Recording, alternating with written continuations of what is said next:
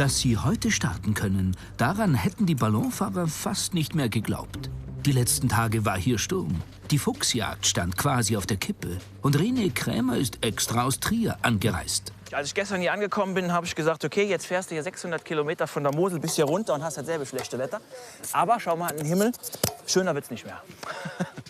Bevor es losgeht, Briefing von Startleiter Nikolaus Seifert-Joyner. Ja, schönen guten Morgen, herzlich willkommen zum 21. Tegernseer Talmongolfiade, heute zur Fuchsfahrt. Am besten sagt der Michael kurz mal was zum Wetter und dann machen wir weiter.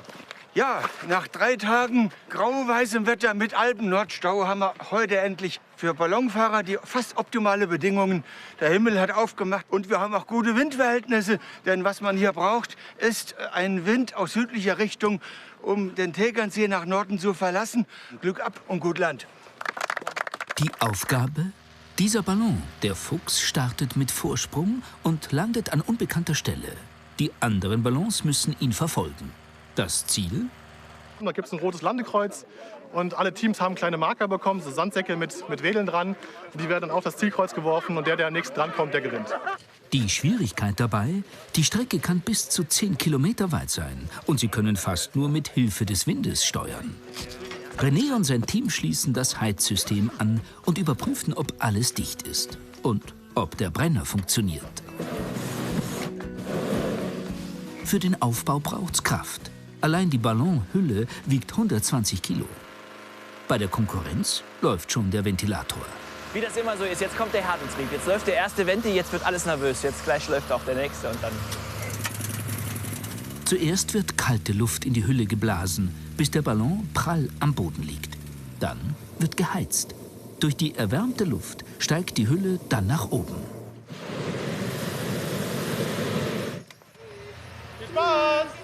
Der Fuchs startet. Jetzt heißt es für die anderen Teams schnell sein. Wer direkt hinter dem Fuchs fährt, profitiert von ähnlichen Windverhältnissen. Am Boden weht heute fast kein Lüftchen und das Aufrüsten läuft recht entspannt. Das ist nicht immer so. Wenn die Verhältnisse windiger sind, dann gilt immer die Regel aufrüsten und ab die Post. Denn gefährlich ist für uns in der Luft nie, immer nur, wenn der Boden wieder näher kommt. Jetzt ist Eile geboten. Die ersten Ballons starten schon. Dann geht's auch für René in die Luft. Glück ab und Land!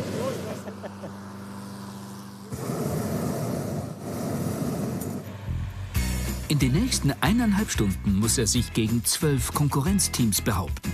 Darunter sind auch Piloten aus der Heißluftballon-Nationalmannschaft. Doch René bleibt gelassen. Prinzipiell wird es so sein wie gemeldet, zumindest sieht es so aus. Der Fuchs ist eben mal ein bisschen aufgestiegen, dann geht es direkt nach rechts weg. Vorne der Ballon ist der Fuchsballon und dem versuchen wir jetzt auf jeden Fall nachzukommen. Wind weht in unterschiedlichen Lagen unterschiedlich stark und aus verschiedenen Richtungen. Um den Ballon zumindest ansatzweise zu lenken, muss man also die Höhe verändern. Im Moment sind wir ja ziemlich gut auf Kurs, dem Fuchs hinterher. Wenn wir nach rechts korrigieren wollen, müssen wir aufsteigen. Wenn wir nach links korrigieren wollen, müssen wir absteigen. Und so können wir ein bisschen zumindest die Richtung des Ballons beeinflussen und steuern. Auch wenn man aufmerksam sein muss. Es bleibt genügend Zeit, um die Aussicht zu genießen.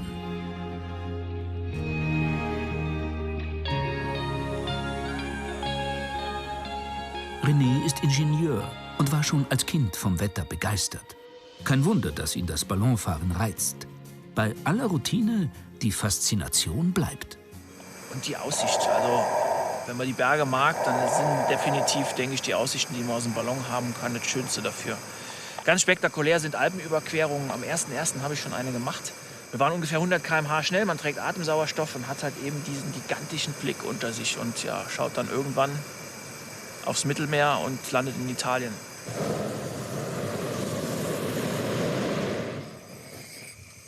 Die Fuchsjagd ist zwar eher ein Spaßturnier, vor allem bei diesen Wetterbedingungen, doch als René dem Fuchsballon immer näher kommt, packt ihn doch der Ehrgeiz.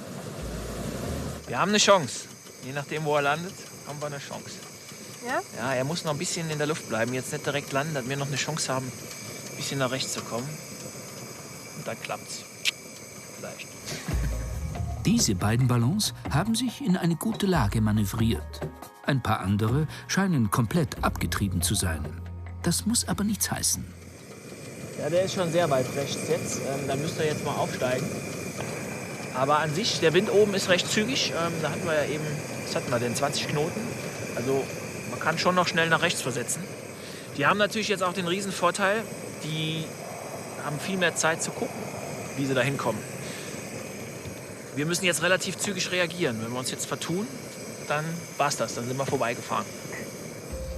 Es ist soweit. Der Fuchs landet und wird gleich das Kreuz auslegen. Höchste Zeit abzusteigen. Lassen mal oben ein bisschen warme Luft ab, strömt unten kalte nach und wir fangen an zu sinken.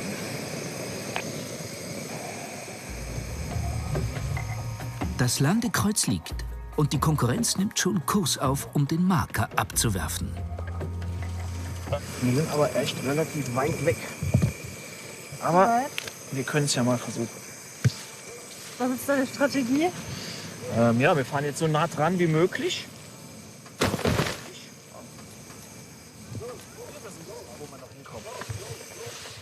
Und was meinst du?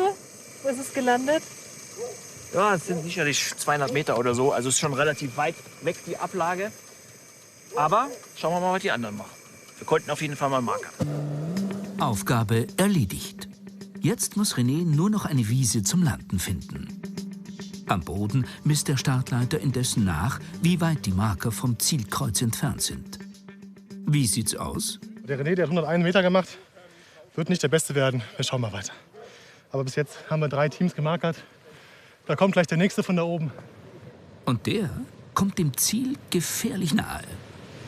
Achtung, Marker kommt. Sehr gut!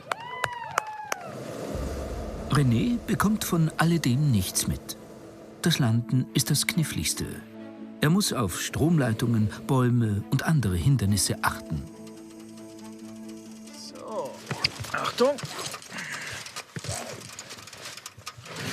Schwupp.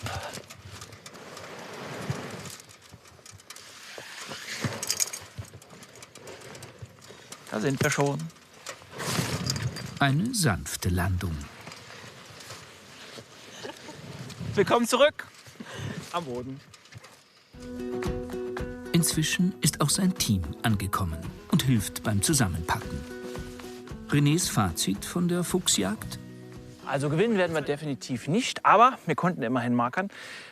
Ich glaube, es sind 16 Ballone gestartet und ungefähr die Hälfte waren nur dazu überhaupt in der Lage, wenn ich richtig mitgezählt habe. Insofern dafür, dass mir das ja, wie soll ich sagen, zwar mit Anspruch, aber ohne den verbissenen Ehrgeiz sehen, ist das alles in Ordnung. Und auch wenn es vielleicht nicht für einen Pokal reicht, die schönste Belohnung war heute wohl ohnehin das überraschend gute Wetter mit traumhafter Aussicht.